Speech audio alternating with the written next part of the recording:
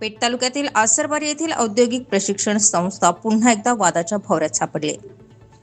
प्रशिक्षण संस्थेत किरकोळ कारणातून महिला शिक्षिका पाटील तसंच शिक्षक सांगळे यांच्यात शाब्दिक बाचाबाची झाली। या शाब्दिक बाचाबाचीचं प्रमाण इतकं वाढलं की महिला शिक्षिका पाटील यांनी थेट लोखंडी स्टूल उचलून सांगळे यांच्या छातीत मारला। सांगळे यांनी या हल्ल्याचा विरोध करण्यासाठी प्रतिकार केला। दोघांमध्ये शाब्दिक बाचाबाची होऊन घटना थेट पोलीस दरबारी पोहोचली। यावेळी दोघांनीही एकमेकांविरोधात तक्रारी दाखल करत आपली बाजू मांडली। महिला शिक्षिका महिलांची कार्यशाळा सोडून पुरुषांच्या कार्यशाळेत येऊन विद्यार्थ्यांसमोर याआधी देखील अनेक वेळा पुरुष शिक्षकांवर अन्याय करत असल्याचंही सांगळे यांनी आरोप केले। या गंभीर घटनेची दखल घेऊन विभाग स्तरावर 3 सदस्यीय चौकशीची समिती नेमण्यात आली। औद्योगिक प्रशिक्षण विभाग ITI प्रशासन संस्थेचे प्राचार्य अविनाश गुल्हाणे यांनी दिलेल्या माहितीनुसार समितीने संस्थेला भेट देत प्राथमिक चौकशी करून संबंधित कर्मचारी, साक्षीदार आणि इतर व्यक्तींचे जबाब नोंदवले।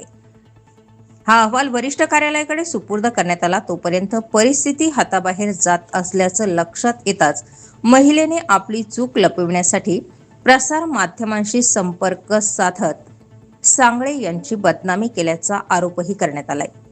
यावेळी सांगळे यांनी देखील प्रसार माध्यमांना माहिती देत शिक्षिकेला कुठल्याही प्रकारची मारहाण झाली नसून या महिला शिक्षिकेने सांगळे यांच्यावर हल्ला केल्याचा विरोध केल्याने आपली चूक झाकण्यासाठी या महिलेने प्रसार माध्यमांना खोटी माहिती देऊन सांगळे यांची बदनामी केल्याचंही सांगळे यांच्या कुटुंबियांनी सांगितलंय।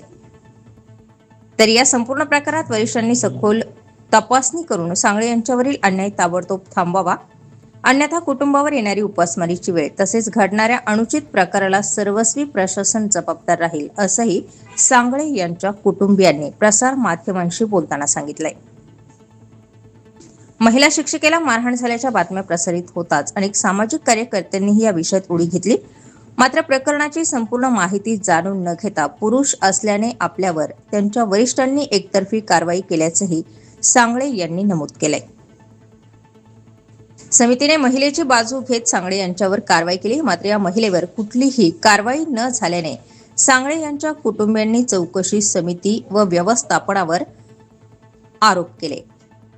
तर या संपूर्ण प्रकरणाची चौकशी करून सांगळे यांच्यावरील अन्याय दूर करावा तसेच महिला असल्याचा गैरफायदा घेणाऱ्या महिलेवर त्वरित कारवाई करण्याची मागणीही सांगळे कुटुंबियांनी केली। स्टार 24 फास्ट न्यूज साठी वृत्तसंकलन विभाग, नाशिक।